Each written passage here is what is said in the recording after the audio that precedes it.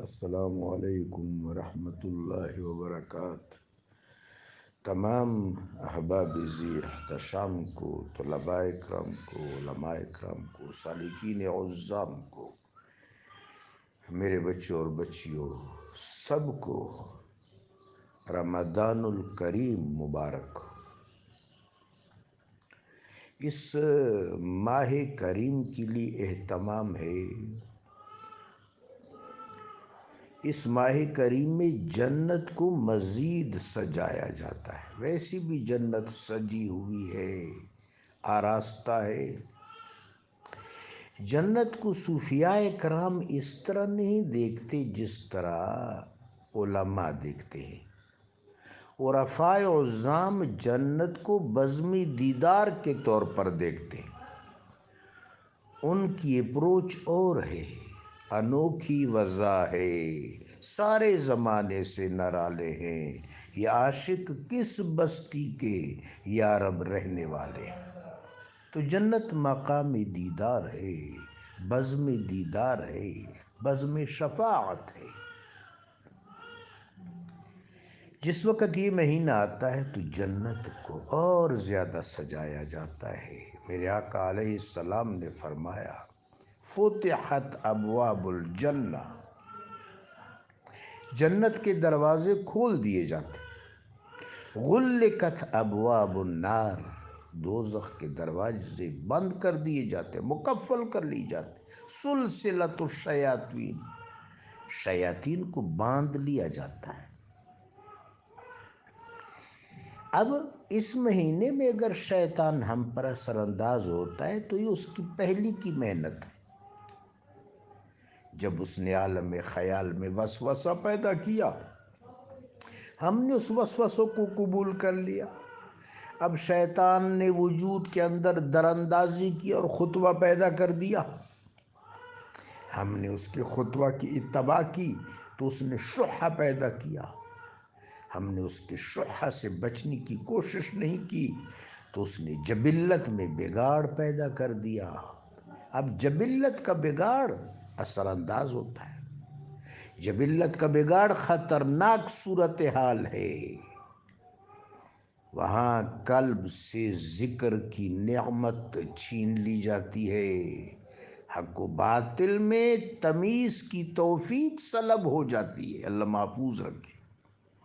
وَلَقَدْ أَضَلَّ مِنْكُمْ جِبِلًّا كَثِيرًا أَفَلَمْ تَكُونُوا تَعْقِلُونَ۔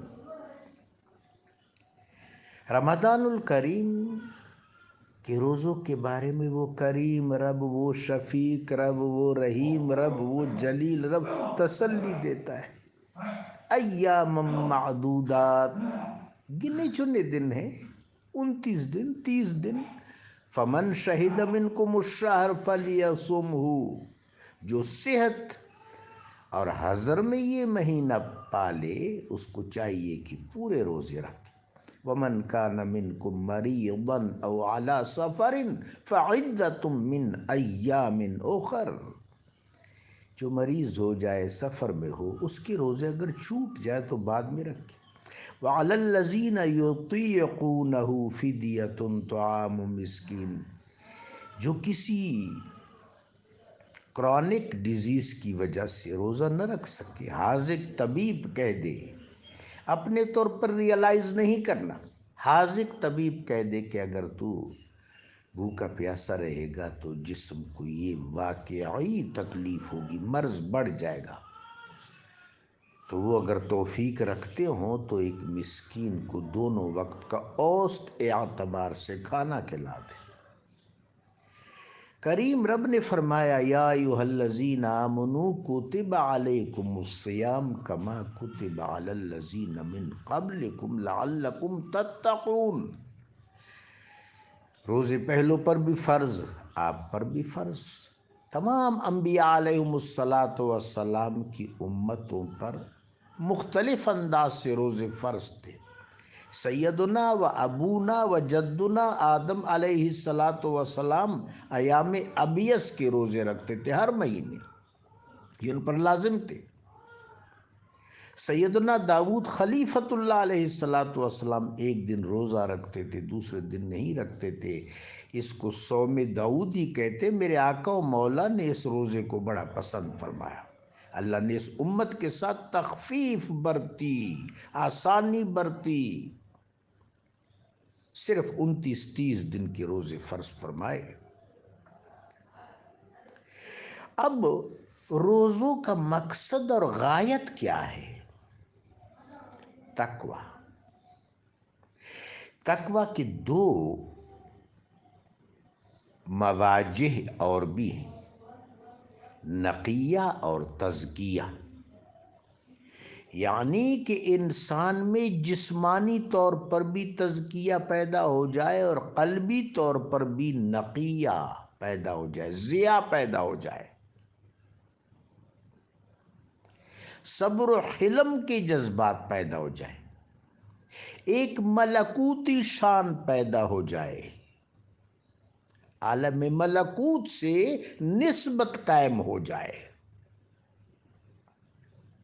اللہ نے کچھ وقت کے لیے حلال چیزوں کو بھی روک دیا، پینا نہیں ہے، کھانا نہیں ہے۔ میرے آقا و مولا علیہ السلام نے فرمایا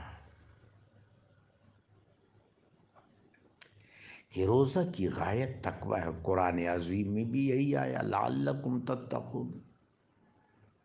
اب یہ تقوی کیا ہے؟ تقوی صلاحیت ہے، تقوی مومن کی استعداد ہے، تقوی مومن کا سرمایہ ہے، تقوی مومن کا حصار ہے، تقوی مومن کا ہتھیار ہے،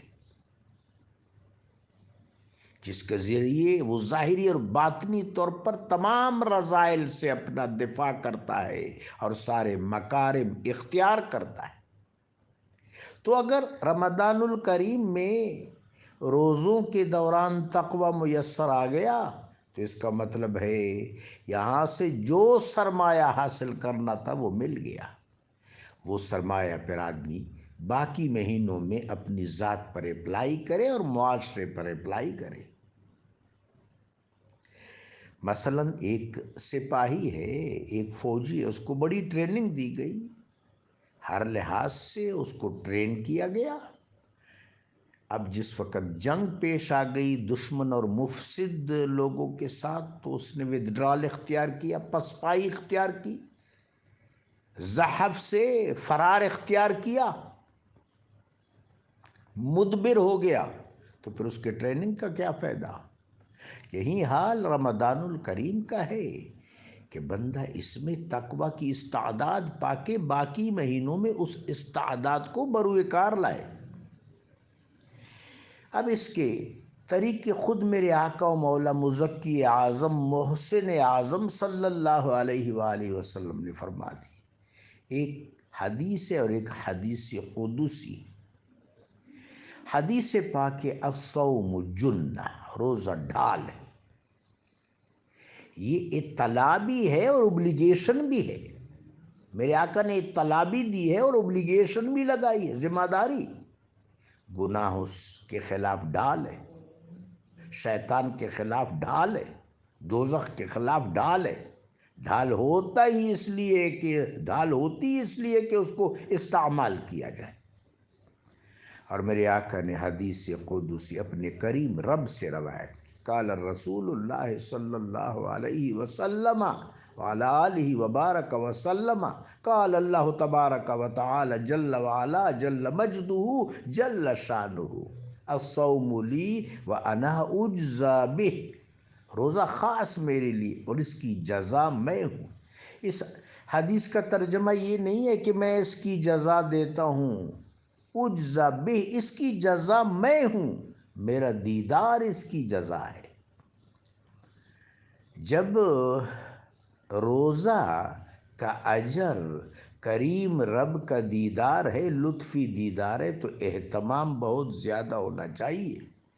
بس رمضان الکریم کے فیوض و برکات کو استحضار کے ذریعے حاصل کیا جا سکتا ہے۔ رب جلیل ہمیں اپنے حبیب لبیب کے صدقے توفیق رفیق سے نوازے۔ جزاکم اللہ۔ ایک اور حدیث پاک ہے، آپ نے سنی ہوگی، من صام رمضان ایمانا واحتسابا فقد غفر له ما تقدم من ذنبه۔